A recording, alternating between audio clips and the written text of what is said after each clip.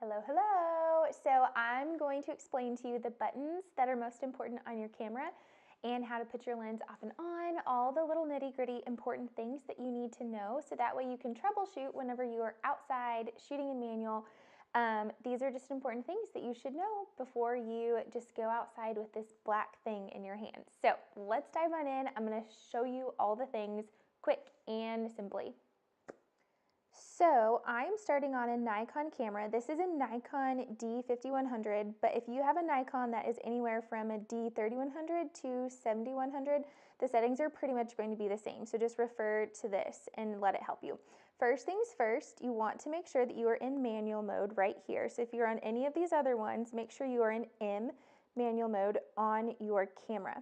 And once you are there, once you click halfway down on your shutter, you're gonna have access to this screen right here. And so here is where you can see all of your settings. First, I'm going to explain is your shutter because it's the easiest one to manipulate. This toggle with your right thumb is going to manipulate your shutter. So you can see it going up and down right here. Here is your shutter. This number right here is your shutter number. We really don't want it to go below 1/200, but I'm going to explain more about that later. So I'm going to keep that there. The next one is your aperture. So this F number is your aperture. And to adjust that, it's a little bit trickier. It's not as easy as this toggle. So you are actually going to go to the A and tell it to go to aperture priority mode. And then you may use the toggle to manipulate your aperture. So say I want to go to aperture 5.0. I probably will never want to do that. But say you want to go there, that's how you do it. And then you make sure you go back to manual mode to continue to adjust your settings. Once you are back in manual mode, you are using this toggle only for your shutter speed. And you have solidified and set your aperture. Now to adjust your ISO, you will see that on here. So those are the 3 settings that we are concerned about really right now. So you're going to click the I right here, and then you're going to you're going to scroll up and down with the toggles over here on the right. You're going to select ISO, click OK, scroll up and down to select the ISO that you want. Keep in mind that the higher the ISO you select, the potential you have for grain. So try to stick to lower ISO numbers if you can. This is why we select ISO first.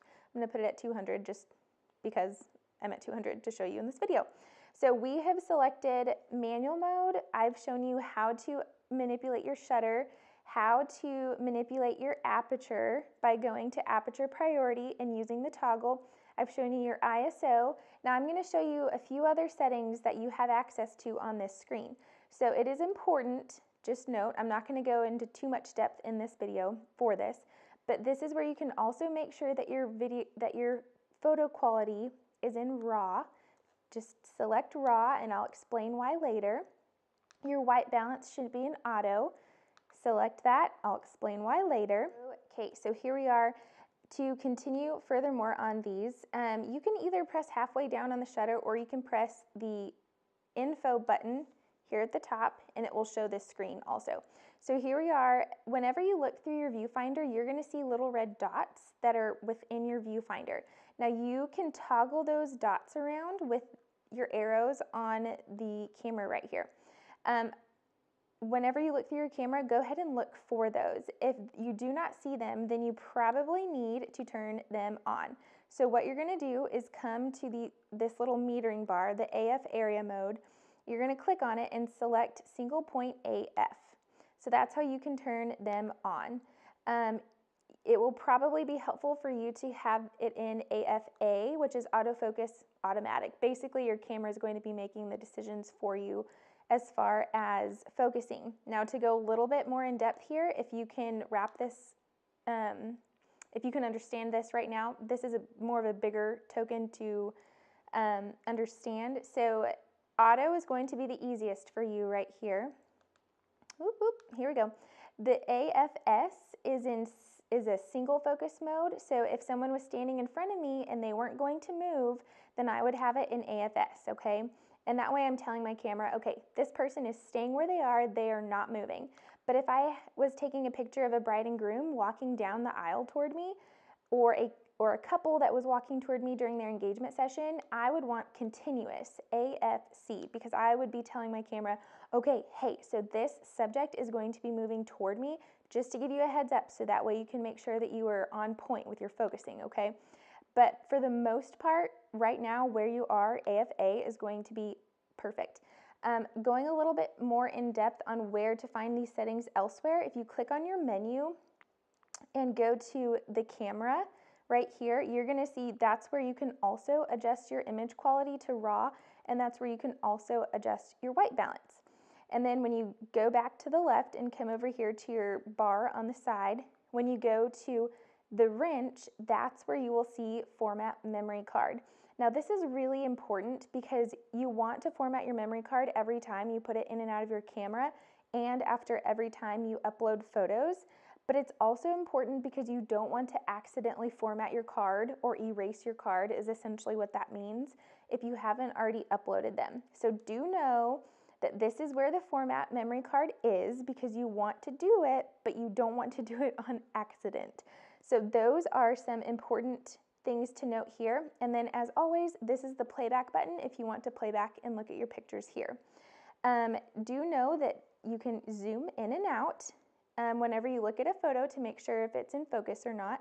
Zoom in and out here. You can delete here. And now I'm going to show you how to take your lens off and on.